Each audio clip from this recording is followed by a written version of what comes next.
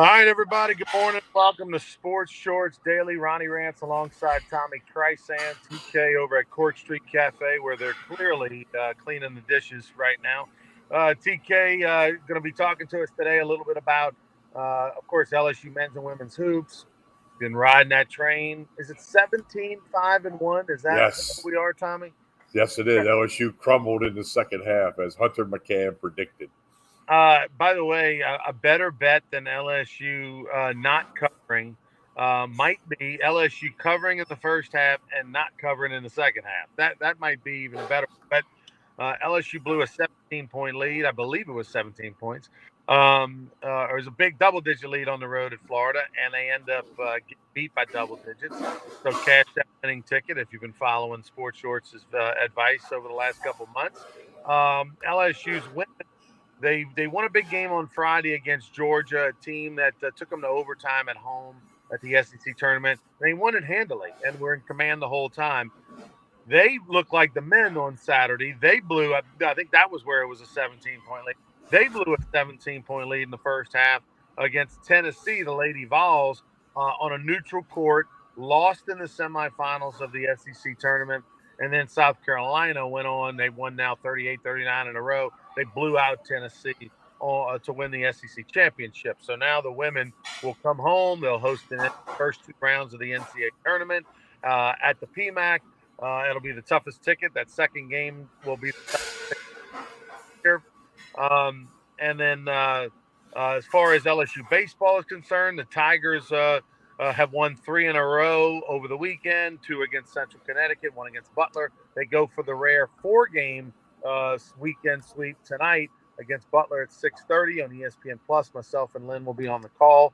But also, Tommy, the little Louisiana Sports Hall of Fame news you've got. Yeah, I was watching TV yesterday afternoon. I checked out the PGA Champions Tour, and member of the Louisiana Sports Hall of Fame, former LSU golfer David Times picked up the win.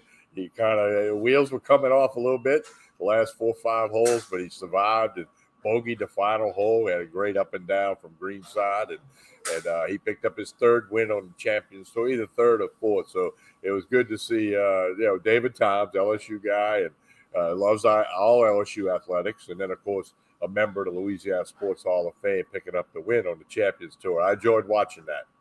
Yeah, he's got a major on the old seniors tour. Now it's called the Champions. It's politically correct. But David did win a U.S. Open, a senior U.S. Open. I'm going to go with 3-4 years ago. Maybe 2017, I believe it was. Been that long already? Unbelievable. That's incredible. Yeah, I think David was inducted. He was inducted in the 2017 class. And a funny thing about his induction, that was the last Louisiana Sports Hall of Fame induction class where we allowed the Hall of Fame inductees to give a speech. Now they're interviewed. They're interviewed on stage. Lynn Rollins, now Victor Howell. They sit in a chair on stage after we play a little introductory video about them, and then they do a Q&A that lasts about 8 minutes or so for their induction speech. And the reason that we did that was because we have to induct as many as 10 to 12 people, different awards and things.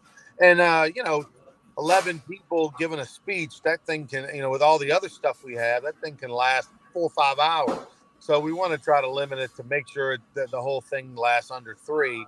And so because of that, we do it this way. Well, David, who is a super guy, very humble, very nice, shirt off your back kind of guy, David, who's not a big talker. He's not a long-winded guy.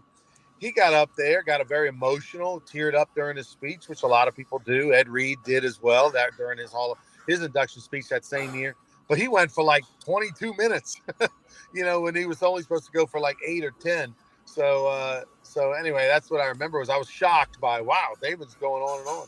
Hey, Ryan, I got a question from Steven. What was the best Lynn-ism you heard over the weekend with LSU baseball? Now he's got a lot that he goes with on the regular bit. Pucker up and kiss it goodbye. I heard that. It's clear. 2, 3 times. Easy. So Lynn's thing, like is to tell you the color of the sky. Okay, so he'll be like, today's a beautiful day. It's beautiful sky, the color of a robin's egg. That's That's a famous one. Or it's the color today is azure, whatever. But he went with one I hadn't heard before. Uh-oh.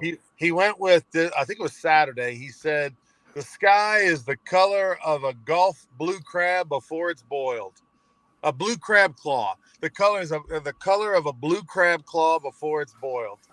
I I love hadn't it. heard that one. That was a I new love that. That's good because I'm a huge boiled crab guy. So that's good stuff. Yeah. But speaking of LSU baseball and Lynn Rollins and everything, I wish they were playing a team that would challenge them a little bit more this weekend. LSU scored, I think, 50 plus runs in 3 games. Well, Ronnie, as you did, I coached travel ball for a long time, and I used to tell the parents beginning of the year, look, we're better if we lose 4-3 to a really good team because it's going to make your kids better than if we beat somebody 19-0. I said, so it's going to happen, and that don't be discouraged by that. So same principle here. LSU, are they really getting better? Yeah, they're getting the at bats, they're getting some stats, they're doing this, they're doing that. And, these guys are all seasoned, if you will. Most of them are. There's a few true freshmen. It comes down to competing and how will you be in a tough situation. Now, they had a bad day and Iowa had a good day, and that's their only loss. They're 10-1 on the season. But you'd like to know there was a little bit better competition coming because, as you said on Sports Shorts Radio the other day, the first 3 weekends of SEC play are all ranked teams, but everybody in SEC is just about ranked. So that's going to be a big difference. And what they got between now and then, a good Lamar team, a good UNO team, and then, Samford, who I don't know anything about, but they're not going to be much of a competition. It goes back to the scheduling thing, and Jay Johnson maybe thought he had to do this year for the schedule. You did take the trip over to Texas, and you played the midweek game against the Longhorns, but we'll see. If they struggle in them first couple of SEC weekends, everybody will talk about the schedule. If they don't struggle, nobody will talk about it. The thing that I would say is I don't mind LSU playing whoever per se occasionally midweek, right? Like I don't mind them playing obviously an Alcorn State or a SWAC team or even in one of these northern teams from a smaller conference or Butler or something like that on a midweek. But when you waste 3 games, in this case 4 games, against teams that you are gigantically favored by, yesterday LSU was minus 825 against Central Connecticut State. Today, at the moment, I can't even find a line. There's probably not even going to be a line available against Butler. And what I mean by that is you had to lay $825 to win 100, right? And that line could have been minus 2,000. It wouldn't have made a difference. LSU is never going to lose yesterday. You should have. It's hard to do, but you should have mortgaged your house, put a loan on your car, pulled every bit of savings out, and put it on the Tigers to win yesterday because they were never going to lose, Tommy. They were a 99.999. They were a better chance of winning than birth control pills are of protecting your wife or girlfriend from getting pregnant. Like they were never going to lose yesterday. So that's how today's game is, by the way. If you can find a line, you can find a bookie, take it. Ronnie, real quick, Byron makes a comment. He would like to see you and Ben McDonald call a game together. Yeah, that'd be fun. I don't know if there's a booth. I don't know if there's a booth big enough for both of us to be in it. Well, then y'all could get the black Ben McDonald, Shaquille O'Neal, to call it with y'all. Right. He did a great promo for the Rougarou, which has been all over the internet. So that was pretty cool. Yeah, that was cool. Shaq called himself the black Ben McDonald.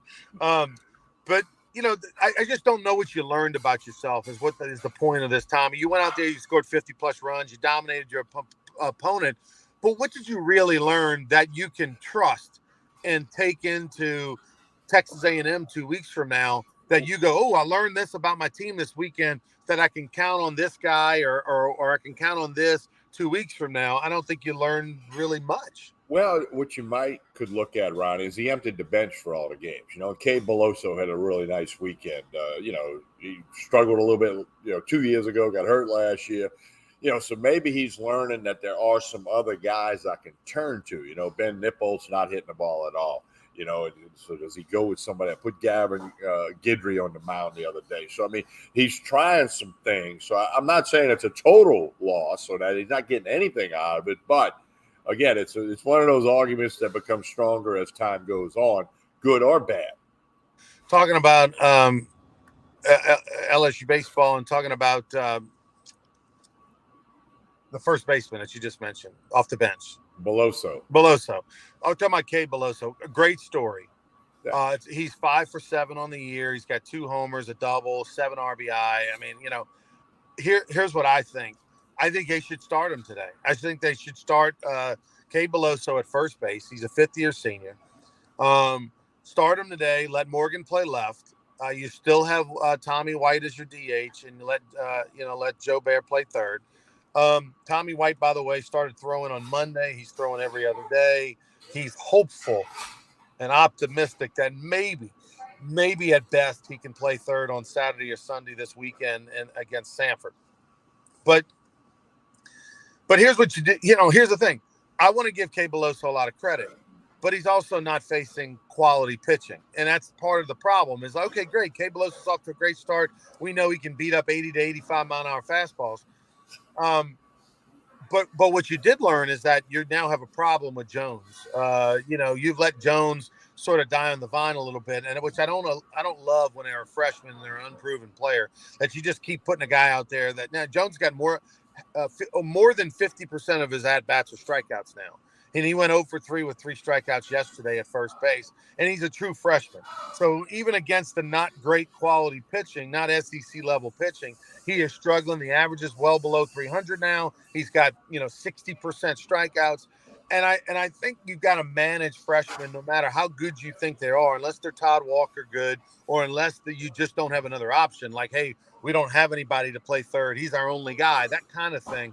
You have to still manage them a little bit and make sure, like, catch them before they fail too much and take them out and put them back in and let them have success and let them get an at bat and feel good and get a hit and then take them out. So now you have a little bit of a problem with Jones, and I think a solution today can be let him sit for a minute, let Beloso reward him. He can play first as good as Jones. He deserves it based on his 5 for 7 and what he's done. Let him play first today. Let Jones sit. Maybe Jones gets a pinch hit late in the game against Butler. But outside of that, all the pitchers and stuff like that, Floyd threw a lot of strikes. Shores was better. He extended his pitch count, I think, into the 80s, which he hadn't done yet this year.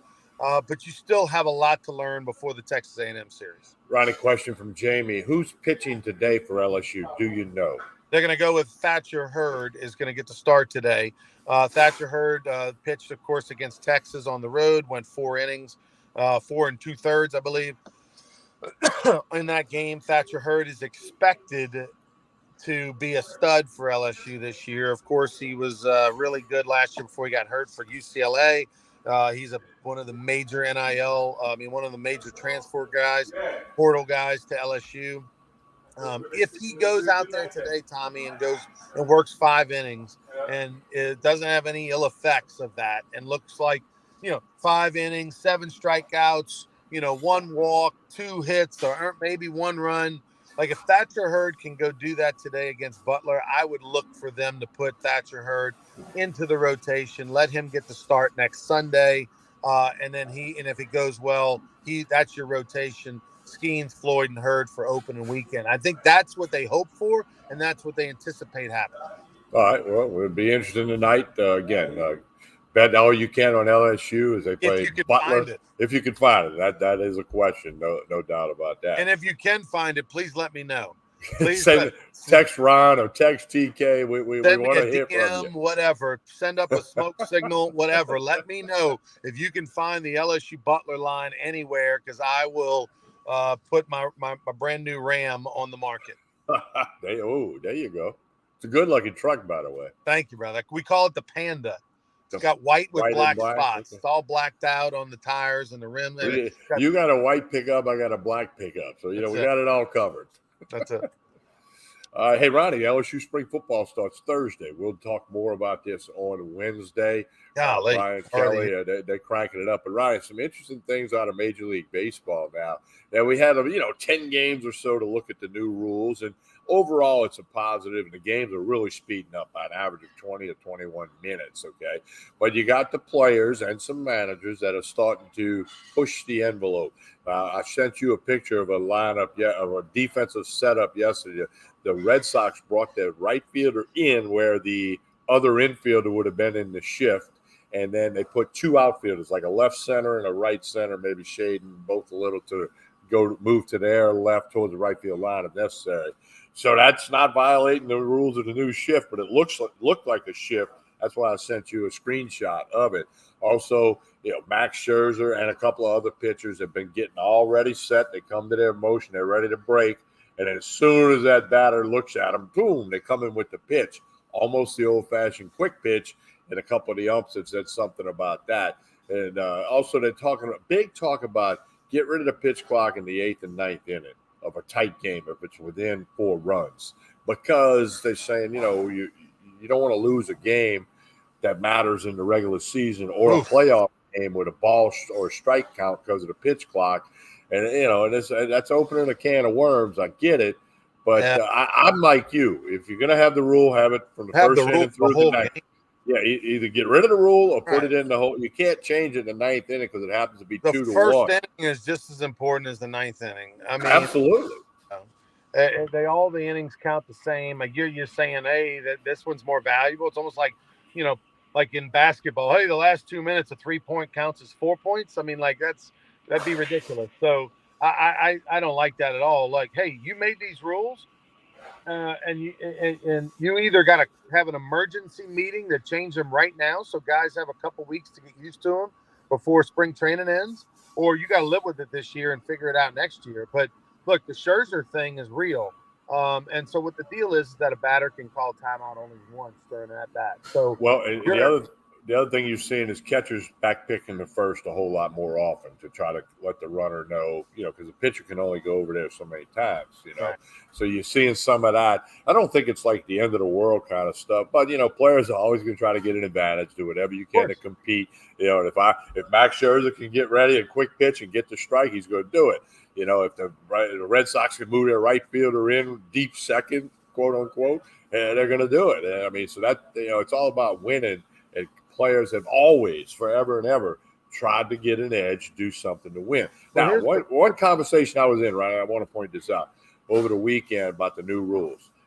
Like what people have to know, if you don't know, is that Major League Baseball tested all this stuff for many years in minor leagues. This is not something that came up, at Christmas dinner, and they said, let's throw it in there in February.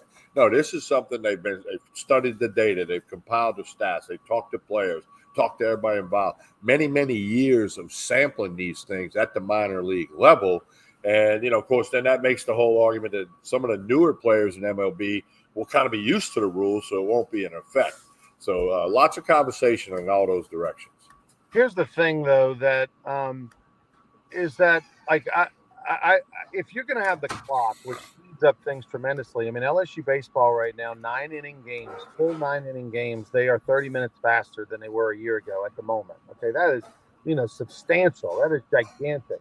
But if you're going to have these speed up rules, why not allow a guy when he gets into the batter's box to hold up his hand for time till he's set with 2 feet, looking up, ready to go in the box. And as long as there's let's say a batter gets in the box with both feet, he's ready to go prior to 10 seconds.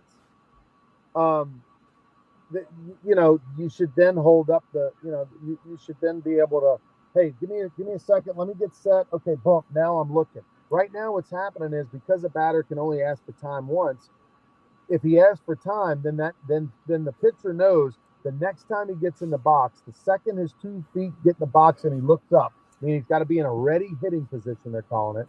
Both feet in a ready hitting position. As long as he does that prior to 10 seconds, they can pitch the baseball. And so the minute he looks up, boom, they pitch the baseball. That's Mickey Mouse. Allow a guy to say, hold his hand up, time, okay, boom, I'm prior to 10 seconds. All right, I'm ready to go. Now the pitcher, has 10 seconds to deliver the pitch. I think that's fair. Right now it's Mickey Mouse to have guys doing what Scherzer's doing. I don't blame Scherzer. He's playing within the rules. So you got to set the rules to kind of help the game be legitimate. Well, sometimes common sense has to apply. You know what I mean? We all have rule books. Every sport, all high school rule books. I had to go to it a couple of times at the girls' tournament in Hammond this past week. There are rules, but also common sense and awareness has to take place sometimes. When you're doing that, what is the intent of the rule? The rule's one thing. What's the intent of the rule? That's another topic. By the way, at Barstool Sportsbook last night, the Louisiana Restaurant Association had an event. Rue, the mascot, and I from the Baton Rouge Rougarou were there. I emceed their fundraiser auction. They're having a golf tournament today, University Club Golf Course. So look for, I think on Tuesday, we'll be posting the social media pics and videos from that event last night. I appreciate the Louisiana Restaurant Association for having us out yesterday. And then today, go to brrougarou.com, our website, go to all of our social media. We got some really cool stuff over the last week. Plus, today we're going to have some pictures and posts of some events we did over the weekend. And look for the Baton Rouge Rougarou in the St. Patrick's Day Parade. In front of Hiller Moore's float will be in the district attorney for Baton Rouge, Hiller Moore's Hummer, SUV Hummer thingy. Will be in the back of that, Rue and I, and then you'll see some of our staff on his float as well, throwing special Hall of Fame and Rougarou beads. But check out all our social media and give us a follow. Well, Rue will also be in Gonzales Wednesday night at the Lathan the Kid Umpire Guinness Book of World Records thing with AP Baseball at Stevens Park in Gonzales Wednesday night. So Rue's going to be ready to take. There's going to be a lot of people there. It's going to be a fun night for the Rougarou as well. Got it up on the screen, brrougarou.com. Be sure you connect on all of their social media platforms. All right, Tommy, before we get out of here, tell us about Court Street Cafe. They had the music on the patio again Saturday night, steak night, crawfish. Going to do that all again this Saturday. But hey, Monday through Saturday, breakfast, lunch, dinner, Sunday brunch. Jason and the staff do a great job. Had a big catering order. Went out of here yesterday to one of the local plants. So they can do a lot of things at Court Street Cafe in Port Allen. Don't forget to connect with them on Facebook and Instagram. That's where they put a lot of information out, from lunch specials to dinner specials, crawfish, catering. You name it. Court Street Cafe in Port Allen. All right, but Chance, we'll see you on Wednesday for more Sports Short Daily. Please like. We appreciate you for your support.